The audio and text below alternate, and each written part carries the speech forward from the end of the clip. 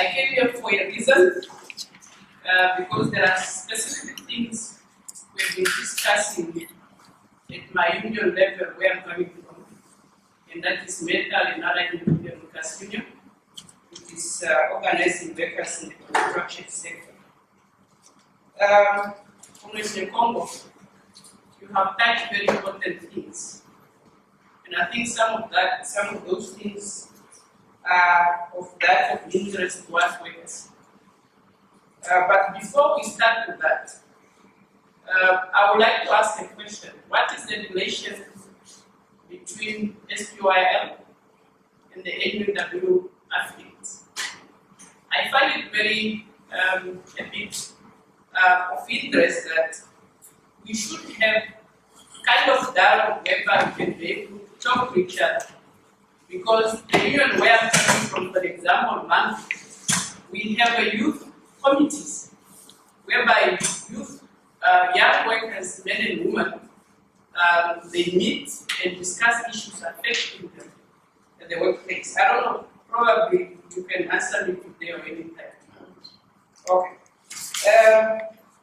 What I wanted to touch is on the issue of the unemployment, probably employment.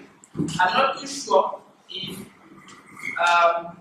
you are aware that the Ministry of Labour has the employment policy.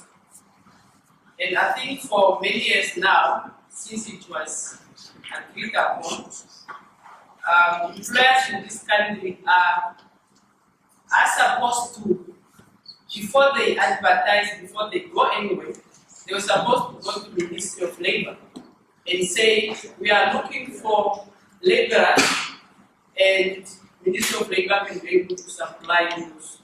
I'm not too sure if you are aware of that. If you are aware of that, how are we utilizing that to make sure that this system, through the employment policy, is able to assist the graduates, the unemployed, to be able they are taken, because we have projects coming in this country, but then people are just picked up from this wherever. But then if this system, which is a very good system, can be used, we can be able to assist some of these challenges we are talking about. The other one I would like to touch is on the issue of the minimum wage. I think for the past 7 years, where I'm coming from is the only union we're talking about national minimum. It's even in our Congress resolution.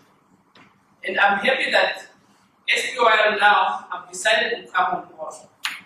I know Larry have done a research on it, on the issue of the basket, but probably it's a thing we can be able to work together so that we can see how are we going to push the issue of the national minimum wage implemented. I'm not too sure that you are aware that the construction sector where I'm organizing, probably there is a minimum wage, probably it's the highest in the country, then followed by domestic workers for security. How probably we can be able to move if we have to look at the national minimum wage? I think it's a good thing South Africa successful did that. And I think to us it's a very good move for the first time at least. Someone is also talking what we are talking about. The other one in relation to Nekongo is the issue of demolishing of, I call it demolishing of workers' houses. It pains us. It's very pains us. These are very poor workers. And I'll give an example of the domestic worker. A domestic worker who stays at Okanja Park or Babylon or wherever it is saying, but when they get to the last location. Now, this poor woman stands up every 3 o'clock in the morning. She walks by feet, subjected to any criminal activity around. If she's lucky, she gets at the bus stop, she gets to work, she comes back, and she arrives at home around 10 o'clock. She only spends time with the family, probably 4 hours, and she's sleeping. Now, this woman finds a place, we do not tolerate also trapping, but at the same time, also, our people need land. Now, this woman put up this house, we call it a house, not a shed, because we value for some of us who grew up there. So this woman set up this house, then just someone out of the blue, I come from work, my house is demolished. It's unhuman. And it should be condemned to the highest order. Whatever law is there, now it's 19 euro. Let us reappeal the law if it's needed. And I think these are the issues, really. Some of us were very vocal on Facebook, and we have been apparently, and it's good that Comrade Nekongo are talking about unity. And these things of, Munda Street have been labeled, apparently, is SWAPO team, which is nonsense. Our interest is that whenever it touches the workers' interest, I will not compromise on you. If you are on my way, I will back you. That's the slogan we have. So it's very important that the issue of demolishing of workers' houses, it should stop immediately. And I think it's not right. The other one, Comrade Nekongo, you spoke about. Comrade? Sorry, just the last one. The last one, okay. The last one. Okay, please. Yes. Because I also believe, because I'm also not there. You must hear the answers before you leave. No, after that. Okay. Now, the issue of country economy, it's very amazing that we are not, either now the workers where I'm coming from, wherever forum I sit, we are not really talking about how our economy is affecting us as Namibians. Namibia is the only country we have, and I think we have a responsibility to ensure that whatever is happening in our economy, we should be able to stand up and defend what's happening. Comrade, our money is not in this country. It's a sensitive issue, we know, but it's not in this country. Just look at the Hausiako project. That money, African bank, Namibian government bank, but that project is having 95% of bidders or applicants, which are likely to be won by foreign companies. How are we going to make sure that the money comes back for the country to repay this loan back if we cannot invest in our economy? So those are the issues probably, and I'm happy that you have highlighted some of those things, and I congratulate this kind of dialogues. They are very, very important, mostly to some of us where we are coming. Comrade Nekongo, I think we thought we are taking 3 people, but the questions are actually a lot. But also, while you are answering the questions, sometimes we expect those who are in front to know all the answers, but it's not necessarily the case. We also have young professionals and those who are also engaged in business or whatever activities. So if you feel there's a question that currently was not provided here, we can have another round just to maybe add on a bit. If you can shorten it quick, just to give more clarity. Maybe you are working in that ministry or you are engaged in that, to just give clarity. So, Comrade Nekongo, please. Thank you very much. Let me also acknowledge Comrade that have come in, the chair, Amte. We also recognize Comrade Tinda, Comrade Malongo. Thank you for coming. I will answer some. And just to first one, Comrade Angola, just to establish that relationship is very important. I'll give it further to my Secretary of Labour when I answer some of them that I feel I will answer, then she can deal with many of them. I will leave almost the relationship things she will answer. The employment policy at the Ministry of Labour, I think she also answered that. The minimum wage bill, I think we are all in support. Thank you that maybe we need just to strengthen ourselves so that we can push it to parliamentarian. I know there was a motion that was introduced by Comrade Nikundi, but it's there catching dust. So we need just to see how do we assist them to make sure that that become a law. Demolitions of people's houses, I think what I learned, I must not say shacks, but people's houses. Comrade, as much as you are disappointed, we are the first people that are disappointed in this. I spoke about City of Windhoek without any personal attachment. that we have councillors that we have voted for, but they are failing to provide these services that we need. Now, yes, we saw the intervention of the president. I think we must salute that. However, in our own right, we must also set the envisaged solution is also over-ambitious. I want us also to look at the issue of you say people houses, but I must just indicate that. We must also not look at in isolation with urban migrations and also vis-a-vis unemployment. Because at one point I feel if we can provide employment in a city of Lunga where I come from, I will feel I will not come to Bino, but I will stay there. So we need to look at it from both sides. People are pushed to come here because of employment that we are, opportunity that we are seeking. We find ourselves here, there's nowhere we stay. The only cheapest method we can is get something and then put our house there. And then at the end of the day, the city of Windhoek or any other local authority will say, well, you are there illegal. But in the meantime, I will say, if I'm here illegal, can you then provide solution? You must not just say, no, please leave. You are illegal here. But at least you must say, okay, you are illegal here, we understand your concern. This is where we are putting. I think we have to force these people to understand this situation. So I think that's bad. With immediate effect, I think we have made our call. Maybe, I think that's the time that we need to be radical. To say, and I don't want to copy our brother from here, because sometimes they are the one, I find, I'm saying it confidently, sometimes they are saying, when the issue of that poor kids who died, I felt bad. Because we are saying, no, don't move. But when somebody died, we'll be the first to go and say, no, we must give support. These people, sometimes we must also not do that. If you are at the wrong place and people are saying, move, maybe so for us to save life. We must also look at both sides.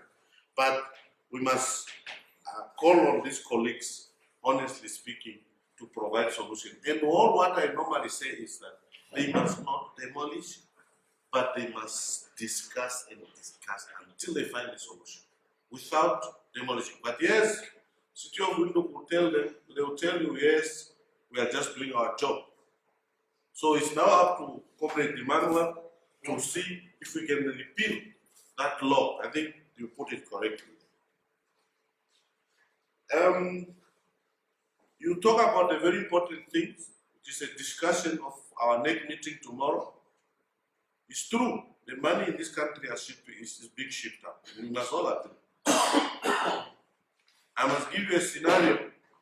A Chinese company that got a work here, and they are paying with Standard Bank. And they were paid, I think it's around about 200 million. The colleague of mine had the service with them, provide training, and then he was also demanding his payment. Now, okay, within our connection that we have, our sister sometimes working in the bank to just find out, are they paid? I tell you, the 200 million went in that bank account today. The next morning, we are told there's only 5 million out of 200 million. So now you ask yourself, yes, maybe they want to service their issue, but I think the honest opinion here is that the money goes out. That's the reality. And I think as young people, we must now provide leadership and say, if we need to provide solutions, policy formulation for us to protect that, let's do it. If they are there and they are not being applied, we must ask ourselves why. So I think that one I will agree. Yes, that money from what bank, I don't know what bank that bank, it got condition that is not favorable to ourselves. And I think all of us, we must unite and say no to it. Either we forget about that development and they must take their money back, or they must reduce those restrictions. Where in this country, apparently the company that must at least have apparently 500 something million, they must have a cash flow of 50 million per month. Which company in Namibia? Which company? And these things are done by our people. Sometimes you ask ourselves and say, but why? So I think that one, the Secretary for Economic Affairs is here. It's a discussion of tomorrow. I think immediately after tomorrow's NEC will provide what will be our decisions on this issue.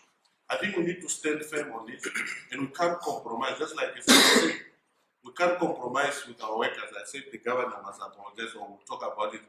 We must do it the same. We can also not compromise ourselves with this comrade from China. It must be a win-win situation. They say they are all weather friendly to us. It must be all weather friendly solution to ourselves. So I think on that, I will say it, I did justice, but I will give much relationship to my Secretary for Labor. Pedro, I think it's true. Government will not create employment, but government must create a conducive environment for business, for private sector to come in to absorb majority of us. Now, I think we must all agree that the issue of our SME bank has brought this gap. These colleagues of ours that have stolen the money from DBN, are not DBN, but SME bank, yes, we must demand that we are told what happened. I know the investigation continues, but I think that brought up a big gap. That's why we don't have access to funding. And I think I'll also answer my colleague Kaino there in the other way. So, in the other way, what we have been calling is to say, in absence of SME bank, because, by the way, it was our resolution as well, in absence of SME bank, I think government should create another entity within development bank to cater for that gap, so that our people can access funding. Yes, the issue of free collateral or whatever, I think that we still want that free collateral. But what I'm also telling you, my brothers and sisters, what I have observed lately, because of these recessions and the works that is not there, our business people are losing their property. I don't know whether you see it. Some of them, they make mockery of it, because this one is Team Arambe, we must expose them. This one is Team SWAPO, we must expose them. Our business people, as we speak, if you go in newspapers, they are losing their properties because they can't service their loan. So it's something that we also look at critically. Some, maybe they didn't, spend money well, maybe they bought the Vurupa or whatever. But I see that our business are also frustrated because of this economic recession. That's why when I was talking about, I said the economy is kind of suffocating. Honestly, I feel Honorable Kale must at least open up a little bit. Let's have those to work operating. Let's those roads and clinic and whatever, so that our people at least are flexible. That's what I feel. But economists, you will advise better. The devil clock. When I came in the office, I found out that SWAPO Party was supposed to set up this pharmaceutical company. Said not, we are even servicing loans of money, we don't know where it went. That company was, I don't know what happened. But the purpose was to transform this devil's claw or whatever into product that we're supposed to sell. So I'm happy now to hear that it's still here. Maybe I think I'll challenge my Secretary for Economic Affairs also to see that opportunity is available, so that we see how do we make sure that those, it's part and parcel of all the raw materials that we don't want them exported without value being added. So I think that is just an eye-opener, we'll look at it. the youth into agriculture, I agree with you. If you go to Etunda, if you go to other green schemes, some of the green schemes are not even operating as we speak. I travel to almost all of them. If you see them, those that are doing well is those that are doing wheat and maize. But also, the problem is also that those guys that we are supporting, sorry for me to use that word, those Namib mills and whatever that we are supporting with food bank, they are not even buying our maize. They stockpile their maize here, and when those people, when our colleagues come and sell, they will say, no, your maize is not yet milled, wait, we'll pay you later. We have a problem there, which we also need to see how we solve, so that at least our people, must be able to benefit. But your questions is understood, and I think since I'm an agricultural person that I talk about every day, we'll see how we unlock those potentials that are there. We see at the moment, we see green schemes that are not doing anything. If young people can be empowered, they must take over. Then we can be able to cut, and then just demand that the food bank must buy from us. And also food bank, people must not just get money for, not money, but must not just get food like that. They must go and work. Otherwise, we are just creating dependency cycle. From a kind of green scheme, the model which we have put up is that will only be, we'll donate it to 4 people. And we ask your leadership to identify those 4 people. 2 women, 2 men. During the process when we are setting up, they will be trained. And what we are going to do is set it up for them. They will start producing, maybe they will sell even at the office and other offices, those vegetables. And what will happen, that money goes to them. And they own that, they will own up that thing. Now it's temporary, what we felt we must put it at the office. They will use the water here, and then they will see, we'll see how they will pay that water. And then at the end of the day, they create their revenue, and at the end of the day, we are going to make sure that that belongs to them. Even if in future, maybe they found a plot, and we want to put it up there, they will put it up there. What is important to us is to demonstrate to the Minister of Agriculture and say, it will cost you little to put up this, and if you put it up for many people, it will work. Project, we must not support projects. They will not work. That's why we are even saying 4 people. Because what we have seen is that since independence, people have been given resources to the project, but these projects are not sustainable. And I must also tell you that as we speak, I even told your leadership, we have money that is being wasted every year. Be it Ministry of Gender, they give equipment, the local, the regional council give equipment. I'm a testimony of that. We know this thing. But in all honesty, if you go out in all district or constituency, you just see a post, maybe a fence.